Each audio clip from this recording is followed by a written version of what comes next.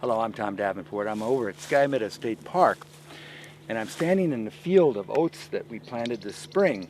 We're going to harvest this grain, which is ready to harvest now with an antique combine from the 1970s, and it's built for small fields like this.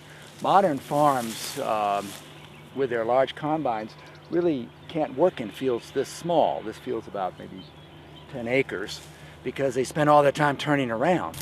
Essentially what we're doing is harvesting the seed from these oats, and we're going to thrash it out and blow the chaff away. So all that's going to remain are these oat seeds, which are very nutritious, and we're going to feed them to our cattle and our pigs.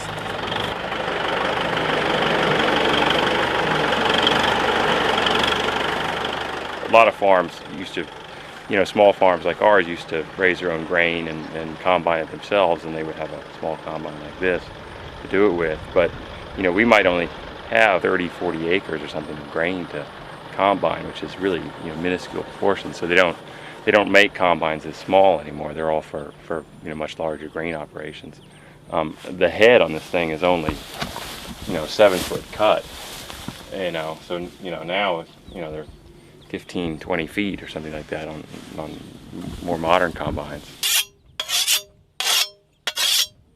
I used these a lot when I was a kid. They used to use them a lot, and I still like to use them in some ways more than a weed eater.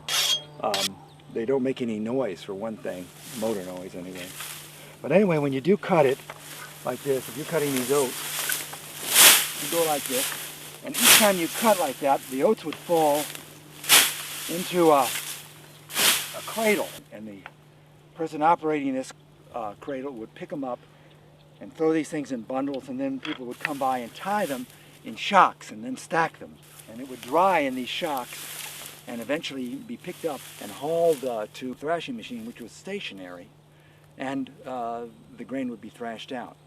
And they called it a combine when we use a combine because it combined the cutting and the thrashing all in one. That's why it's called a combine.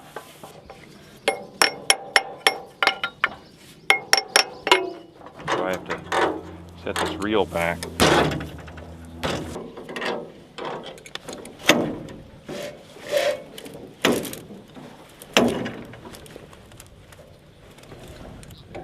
So the reel pushes the oats into the cutter bar on the front, and then this auger has this flighting that pushes everything to the center. And then these tines come out, and they're on a cam so that they're out on this side and they're retracted back in the back. And that forces everything up into this double-setted chain that drags everything up into the cylinder. This is the cylinder. This spins really quick. The crop's drawn in underneath of it on these steel bars in the back of it, and then that shatters the grain out. And then then it drops. It goes in the back.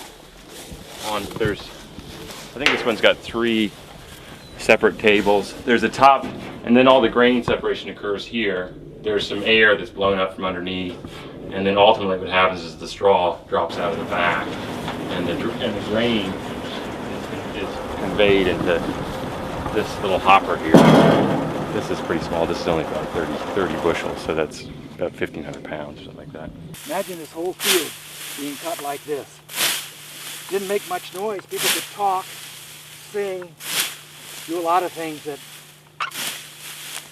they can't do around machines now.